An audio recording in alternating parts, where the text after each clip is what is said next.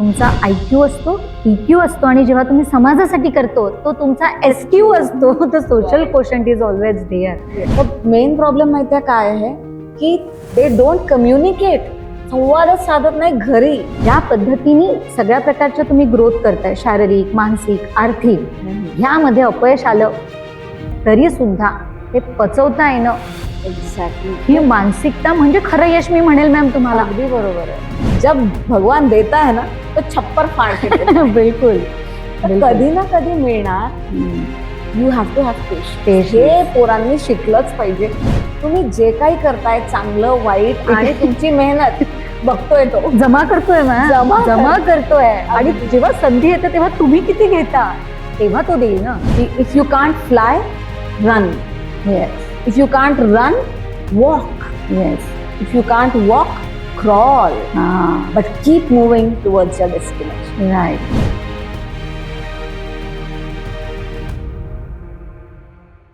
आणि काय फरक पडत नाही. मी म्हणते कौतुक कर. ती अरे मॅम ते कविता होती ती खूप सुंदर की मोर धुंदण असतो म्हणून आपण का रुसायचं, चिवताय चिवताय दार उघड. वाचली मी. अतिशय सुंदर कविता आहे ती. आणि कोकिळा सुंदर गाते म्हणून तू का रुसायचं, प्रत्येकाचं वेगळं पण असतं ग, आणि आपली शर्यत ही आपली असते ग. हो, खरी फार सुंदर ती कविता होती. आणि प्रत्येक जसं आता घरामध्ये एक मुलगा वेगळा असणार, एक मुलगा वेगळा असणार. ते कम्पॅरिझन जे होतं ना ते तर बिलकुल अवॉइड करायला खूप पाहिजे. म्हणजे don't compare oranges with apples. Right. असंच म्हणते मी त्यांना. कारण एक वेगळा ऍपल राहणार आहे, एक ऑरेंज राहणार, आणि दोघे तेवढेच महत्वाचे आहेत. तेवढेच ते शाईन होऊ शकतात. एक तेवढंच पोटेन्शियल आहे त्यांच्या. युनिव्हर्सनी जर तुम्हाला जन्माला घातलंय, you are with unique qualities. You are म्हणजे, आणि इतकं युनिव्हर्स कडे की जन्माला घातलेल्या प्रत्येकासाठी त्यांनी काही ना काहीतरी देऊन पाठवलंय. बरोबर. शोधायचं आपल्याला आहे फक्त. हो. आणि एक अतिशय छान गोष्ट म्हणजे मॅडमशी बोलताना माझ्या लक्षात आली, त्या कथ्थक नृत्यांगण आहे. आणि दे दनादन मध्ये त्यांनी त्यांची मोठी छकुली की लहान मोठी मुलगी जी त्यांची त्या स्वतः सुद्धा MS करतात आहेत आता. तर तिच्यासोबत तुम्ही कलेमध्ये सुद्धा तुम्ही परफॉर्म केलं होतं. तर तुम्ही कथ्थक आधी सर्टिफाईड होत्या की नंतर तुम्ही ते प्रॅक्टिस केली? ऍक्च्युली मी कथ्थक खूप लहानपणी सुरू केलेलं, पण ते झालेलं नव्हतं माझं. आणि मग काय व्हायचं की जसं आपण पेरेंटिंगची गोष्ट करतो, तर आता मुलींना वेळ द्यायचा होता. आपली डोळ्यांची डॉक्टर असल्यामुळे ती प्रॅक्टिस होती. आणि हे मोटिवेशनल स्पीकिंग सगळीकडे माझे सेशन्स होणे आणि स्पीचेस होणे वगैरे हे चाललेलं. तर मला मुलींना जेव्हा वेळ द्यायचा होता ना, तर आता मुलींना कथ्थक त्यांनाही खूप आवडायचं, डान्स शिकायचा. मग मी त्यांना घेऊन जायची. मग मी म्हटलं की आपण का बसायचं तिथे, आपण पुन्हा सुरू करायचं. म्हणून त्यांच्या सोबतही त्यांना वेळ देणंही होतं आणि प्लस आपलं शिकणंही होतं. पण तुम्ही ते सांगा आमच्या प्रेक्षकांना की तुम्ही दे दनादन मध्ये कुठलं वर्ष होतं मॅम ते तुम्ही फर्स्ट विनर? 2006 आहे का 7 आहे मला तेवढे आठवत. 2006 मध्ये त्या दे दनादनच्या विनर म्हणून त्या आलेल्या आपल्या. दमदमादम लहान मुलांसोबत आई, असं ते आई आणि मुलगी किंवा मुलगा. हो. तर खूपच छान. मला ते फोटोज द्याल ज्यावेळी आपला हा व्हिडिओ ज्यावेळी पब्लिश होईल तेव्हा आपण ते फोटोज पण तुमचे दाखवू मुलांना. हो. आणि मॅम हे सगळं करत असताना जे तुम्ही MA सायकोलॉजी, नंतर तुम्ही MBA पण केलं, आणि मला वाटतं DNB तर तुम्ही आधीच ते तर आपल्या मेडिकलचा पार्ट होता. हे मोटिवेशनल स्पीकिंग ज्यावेळी तुम्ही चालू केलं त्यावेळी तुम्ही MA सायकोलॉजी केलं की you have done it before? Me sessions घ्यायला लागले जसे मोटिवेशनल स्पीकिंगचं. मी तुम्हाला सांगितलं की काउन्सिलिंग करताना गरज पडते. हो, JCI एक खूप चांगला प्लॅटफॉर्म मला मिळाला, तर त्याच्या थ्रू घ्यायला लागले. पण मग बाकी ऑफर्स यायला लागले, तर मी तसे पण बाकी म्हणजे डॉक्टर्ससाठी, इंजिनियर्ससाठी, हाऊसवाईफसाठी, सगळ्यांसाठी, अगदी लहान मुलांपासून अगदी सेकंड इनिंग्स म्हणून एक प्रोग्राम आहे, तो अगदी म्हाताऱ्या लोकांसाठी आहे. असं वेगवेगळे. तर ते घेत असताना मला असं वाटलं की लोक यायची माझ्याकडे म्हणजे इंडिव्हिज्युअल प्रॉब्लेम घेऊन. असं मास मध्ये तर घ्यायचेच मी, पण इंडिव्हिज्युअल प्रॉब्लेम्स घेऊन यायचे. तेव्हा मला असं वाटायचं की am I qualified enough to counsel them. Yeah exactly. True. मला पण म्हणून हा. आय कॅन रिलेट, कारण मी पण तोच अभ्यास केल्यानंतर होय तेव्हा मग मी विचार केला की नाही, मला MS सायकोलॉजी करायचं. वा, आणि मग तो कोरोनाचा जो पिरियड होता ना, तेव्हा मी तो युटिलाइज केला. काय म्हणताय, म्हणजे हो. त्या पिरियड मध्ये तुम्ही MS psychology. MS सायकोलॉजी केलं, आणि म्हणूनच तुम्ही 1-to-1 काउन्सिलिंगला तुम्ही जास्त इम्पॉर्टन्स देता, कारण लोक तिथे कदाचित बोलत नंतर द्यायला लागले. मला ऍक्च्युली काय अनुभव आवडतं आलेत मॅम? मास म्हणजे मास मध्ये जे सेशन्स असतात ना, जे मी घेते as a motivational speaker, as a trainer, ते मला जास्त आवडतात खरं सांगायचं. बरोबर. पण I also take 1-to-1 counselling, कारण आता I am qualified to do that. आणि प्रत्येकाचे इतके प्रचंड प्रॉब्लेम्स की हो, then you feel that you are so lucky, you are so fortunate. Right. तर त्यांना थोडी आपली मदत झाली ना की खूप चांगलं वाटतं ऍक्च्युली. आणि मॅम तुम्हाला माहितीये का, बऱ्याचदा असं असतं, म्हणजे मी काउन्सिल करते म्हणून मी पण, की समोरच्याला एवढं पण खूप असतं की मला कोणीतरी ऐकतंय. खरंय की नाही. एक्झॅक्टली. 90% प्रॉब्लेम तर त्यांचा तिथेच सुटतो, हो, की हो. समवन इज लिसनिंग मी, हो, मला हो. कोणीतरी आणि ऐकेल. मी जे काही बोलतोय हे 4 भिंतीच्या नाहीयेत. आतच राहणार आहे, हा, बाहेर जाणार नाही, तर मी नाहीये. बोलू शकतो. बस. हे त्यांना माहिती होतं ना, तेव्हा ते दे रिअली ओपन अप. किती छान. तेच हलकी महत्त्वाचं होतात, आहे. हलकी हलकी होतात. होतात मला. म्हणून मी तुम्हाला आता तेच म्हणणार की 1-to-1 काउन्सिलिंग पण फार खूप गरजेचं आवश्यक आहे आहे, मॅम, खूप आवश्यक. प्रचंड. आणि ज्यावेळी तुम्ही, म्हणजे हे तुमची मेडिकल सर्व्हिस मध्ये सुद्धा, एक माझी मैत्रीण होती गायनेकॉलॉजिस्ट, मी तिला म्हटलं काय ग, खूप छान वाटत असेल ना, नवीन अपत्याला ज्यावेळी आपण जन्म देतो तर एक तुम्ही जीव आणताय. At that time she said मी की नाही, म्हणजे मला असं वाटतं की मेडिकल प्रोफेशन मध्ये इट्स अ नोबल प्रोफेशन, पण ज्यावेळी एखाद्याला डोळे येतात ना नवीन, त्यावेळेचा त्याचा जो आनंद असतो ना, तो खूप मोठा आणि हे देणारा असतो. हे तुम्ही कधी अनुभवलंय का, एखाद्या रुग्णाची किंवा अशी एखादा अनुभव ज्याने तुम्हाला वाटलं की अरे I am on a right track, मी किती छान काम करते. एक्झॅक्टली. असे खूप अनुभव येतात ऍक्च्युली. पण असे जे पेशंट्स असतात ना की फुल कॉर्नियल ओपॅसिटी आहे, म्हणजे काहीच त्याला दिसत नाही दोन्ही डोळ्यांना, आणि मग कॉर्नियल ट्रान्सप्लांट आता खूप चांगले रिझल्ट मिळायला लागले आहेत. तर पूर्वी एवढे चांगले नव्हते, म्हणजे जेव्हा आम्ही शिकत होतो. पण आता म्हणजे ते जे एकदम त्यांना दिसायला लागतं ना थोडंफारही, तर तो आनंद म्हणजे डोळ्यात अश्रू आणणारा ना मॅम, खूप सुंदर. आणि even cataract for that matter, म्हणजे मोतीबिंदू. काही काही पेशंट्स ना, म्हणजे खेड्यातले म्हणा, त्यांना अवेअरनेस नसतो वगैरे, तर खूप जास्त मोतीबिंदू पिकला की मग त्यांना काहीच दिसत नाही, आणि नंतर तो मोतीबिंदू काढून तुम्ही लेन्स टाकला की एकदम दिसायला लागतं. एकदम छान आनंद त्यांच्या तो चेहऱ्यावरचा बघून आपल्याला. बिलकुल. आणि मी हे म्हणेल, म्हणजे तुमच्या पण चेहऱ्यावरचं जे गमक आहे ना, जे तुमच्या चेहऱ्यावर चमक असण्याचा जो गमक आहे, जो ग्लो दिसतोय, जेव्हा आपण ज्यावेळी सर्व्हिस देतो ना मॅम, आणि ती लोकांना जेव्हा आपल्या काहीतरी करण्यातनं आनंद मिळतो, बऱ्याचदा आपण आता यशाबद्दल बोललो, academic growth, emotional how you can be, म्हणजे तुम्ही कसं इमोशनली स्वतःला स्ट्रॉंग ठेवलं पाहिजे. पण मला असं वाटतं, याही पेक्षा जास्त आनंद, यशाची जी व्याख्या आहे, की हे सगळं शिकल्यानंतर, हे तुम्ही तर अनुभवलंच असेल, एवढ्या वर्षांची तुमचा अनुभव आहे, तर जेव्हा आपण लोकांसाठी काहीतरी त्याचं करतो की नाही, त्याच्यासारखा आनंद नाही. बऱ्याचदा we dress up getting prepared for that speech, आणि ती स्पीच दिल्यानंतर कोणी 4 जण जेव्हा येऊन म्हणतात ना, मॅडम तुमच्यामुळे, मॅम तो जो आनंद असतो ना, की मॅम मी खूप खचले होते, पण तुमच्यामुळे, ते एक वाक्य, तुमचा तो एक शब्द, दॅट इज सो सॅटिस्फाईंग, खरंच छान वाटतं. आणि मला सांगा मॅम, आजची चर्चा फारच सुंदर याच्याकडे घेऊन गेली. ही जी यशाची व्याख्या आहे, की आफ्टर आपण समाजासाठी काय करतो हे सगळं केल्यानंतर, ही किती जास्त आनंद देणारी, खूप जास्त ऍक्च्युली. म्हणजे खूप वर्षांचं माझ्या डोक्यात होतं की काहीतरी आपल्याला करायचं आहे समाजासाठी, पण ते होत नव्हतं.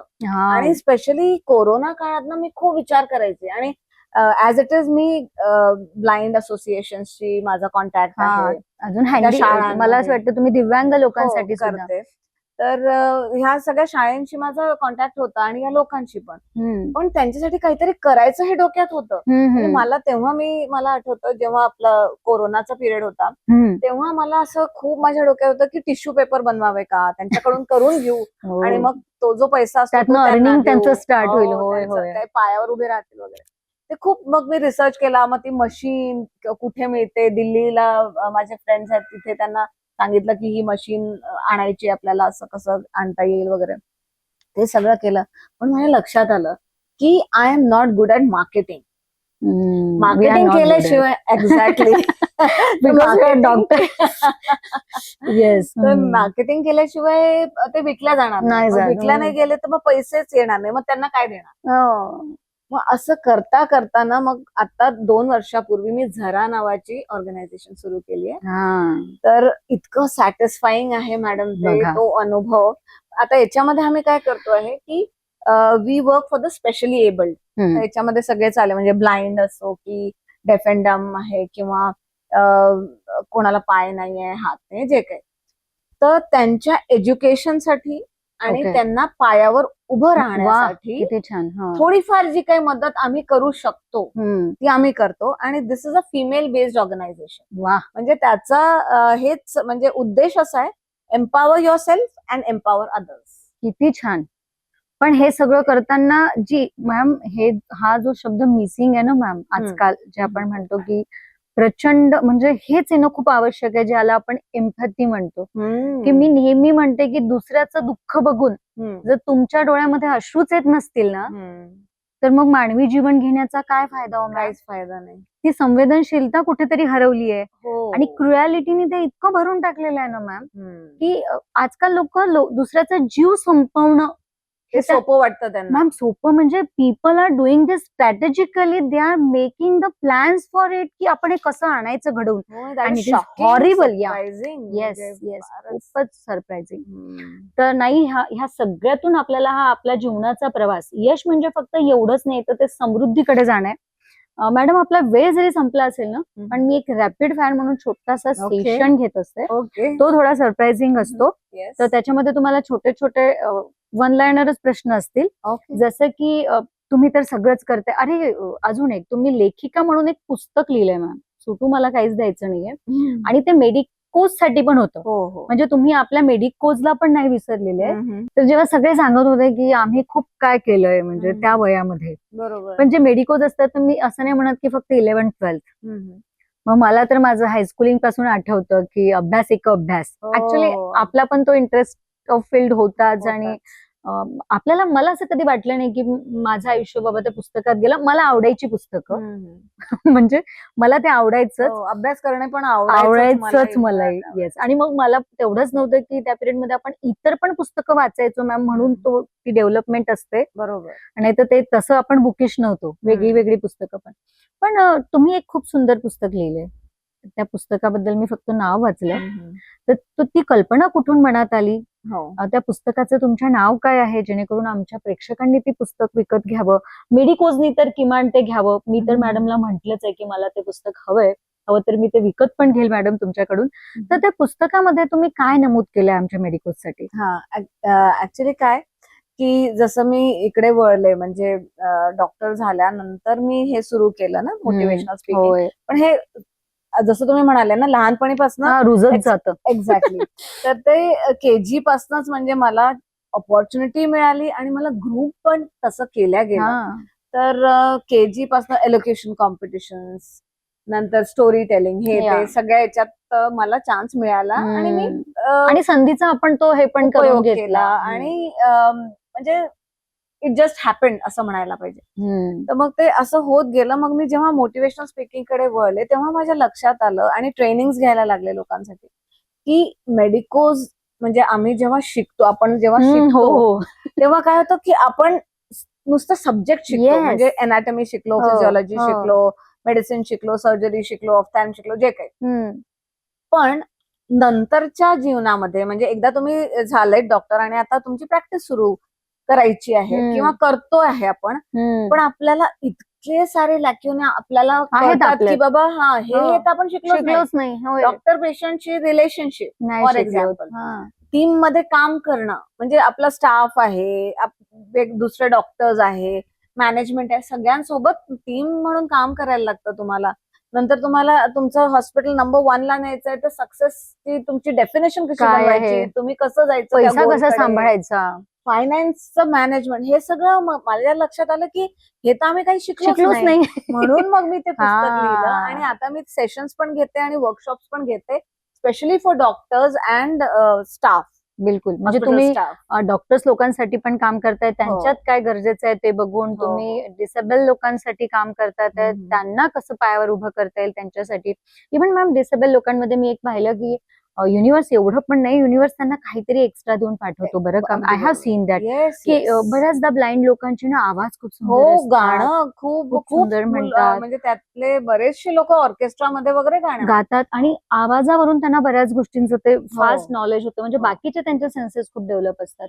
त्यांच्यासाठी तुम्ही काम करताय. खूपच मोटिवेशनल मॅम तुमची पूर्ण स्टोरी, आणि याच्यासाठी प्रचंड मेहनत घ्यावी लागते आणि आपल्याला ती आवडते. आय हर्ड तुम्ही मगाशीच म्हटलं की स्मार्ट वर्क करा, हार्ड वर्क करा, वर्क तर करा. करेक्ट. येस. हार्डवर्क करा, स्मार्ट वर्क करा, पण काहीतरी तुम्ही करा. आणि त्यावेळी तुमचा मेंदू जो तुम्हाला सांगतो सकारात्मक जे आपण स्वतःला तयार करत असतो, यासाठी चांगली पुस्तकं खूपच मोलाची असतात. आणि आजकाल जे कमी झालेलं आहे ना, ते हार्ड प्रिंटवर मुलं फोकसच होऊ शकत नाही. They are more focus to screen. So what you suggest to students की काहीतरी चांगलं वाचत राहिलं पाहिजे? आवश्यक आहे. वाचन म्हणजे अतिशय आवश्यक आहे. तुम्हाला जर स्वतःला घडवायचं असेल, आणि self development is a permanent thing. चालूच ठेवायची, असं बंद नाही की बाबा इथपर्यंत मी पोहोचले की झालं. नाही, कंटिन्युअस. आपल्याला पण म्हणजे तुमच्या मला पण किंवा तुम्हाला पण मी तेच सांगितलं जेव्हा सगळ्या नीट UGच्या वेळी सुसायडल चालू होते ना, त्यावेळी मी म्हटली इट्स नॉट द थिंग. कोविडमध्ये आपण पण पाहिलंय फेल्युअर हा आज आणि उद्या पण तुम्हाला बघायला येऊ शकतो. आयुष्य पुढे काय वाढून ठेवेल सांगता येत नाही. You have to be strong. अगदी बरोबर आहे ना मॅम. आणि मला दुसरं हे वाटतं की एक तर पुस्तकं खूप वाचायची, दुसरं माणसांना वाचा.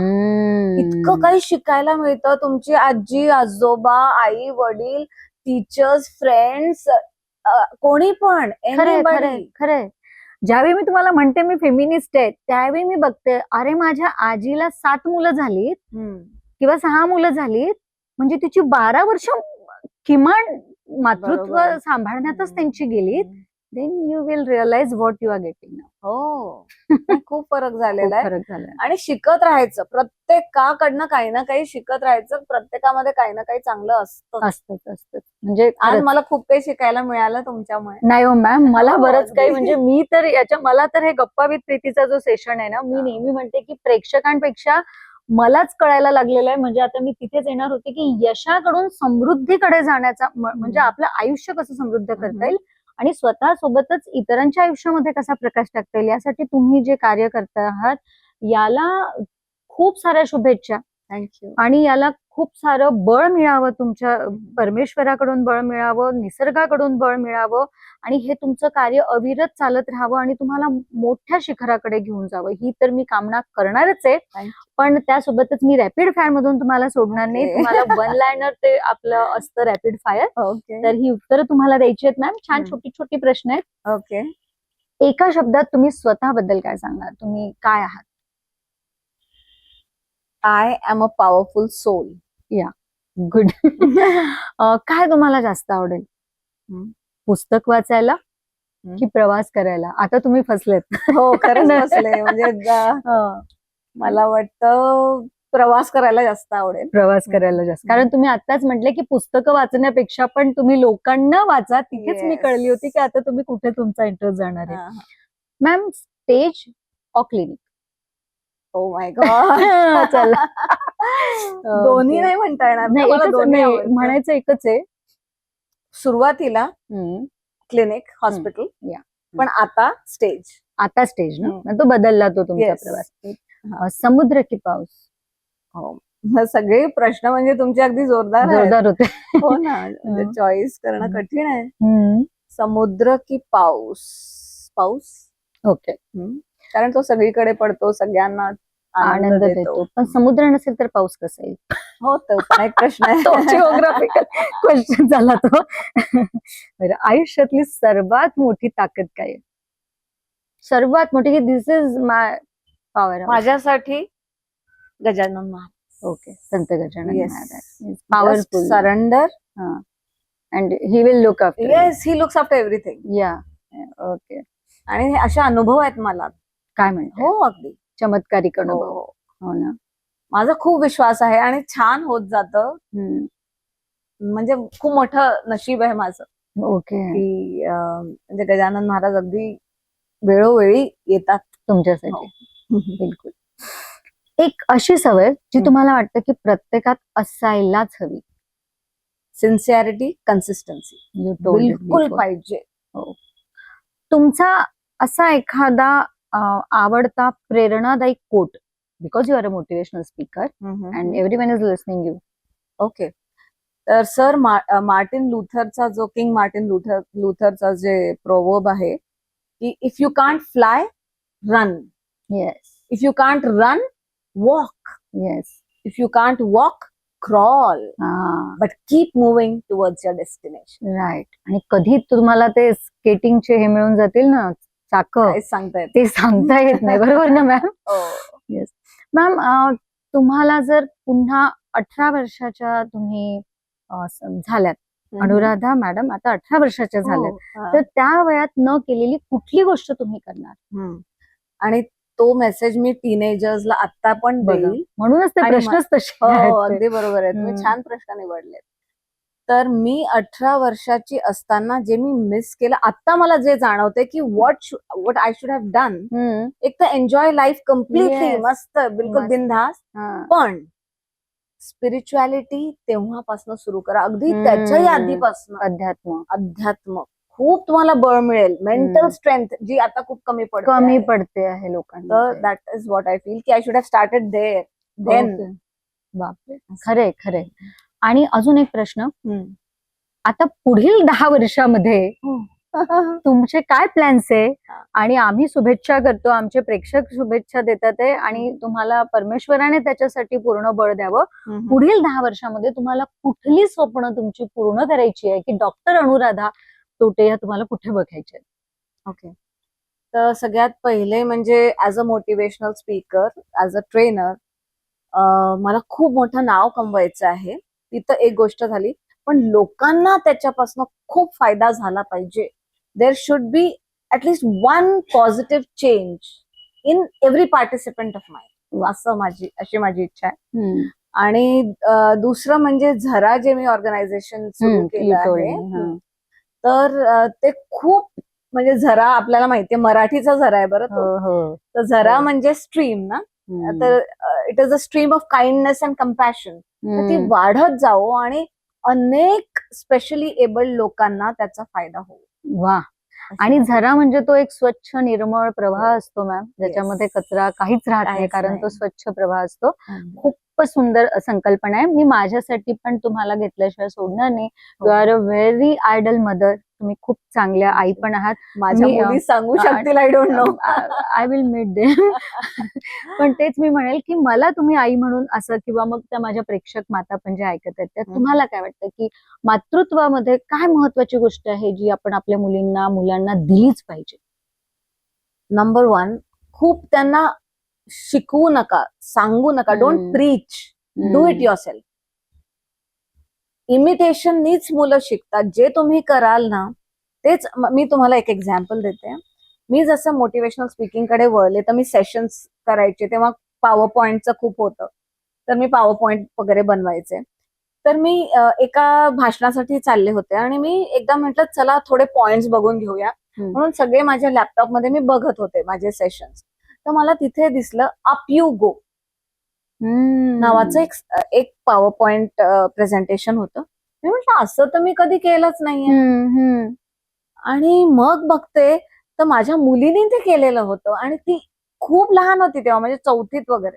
ते आपोआप मुलं करतात. आपण जे म्हणतो ना संस्कार, ते तुम्ही करा. तुम्ही आई वडिलांची सेवा करा, तुम्ही गरिबांची सेवा करा, मुलं आपोआप करतील. म्हणजे बऱ्याचदा मला असं वाटतं की माझी मुलगी हे कसं फेस करेल. ती फार लहान आहे, 6 वर्षाची आहे, पण ती कधी कधी मला म्हणते आई जाऊ देत ना, त्याला काय होतं, कारण ती तशी बनली आहे. तिने सोल्युशन बेस करताना पाहिलं तर ती तशी बनली आहे. त्यामुळे कधी कधी आपण पण करू शकत नाही. बऱ्याचदा महिला एखादी असं काही करते ना, तर तिला तिच्या नवऱ्याची सोबत जर असली, मी नेहमी म्हणते की स्त्री पुरुष एक कॉम्प्लिमेंटरी आहे, तो एक भाग आपला राहू नये.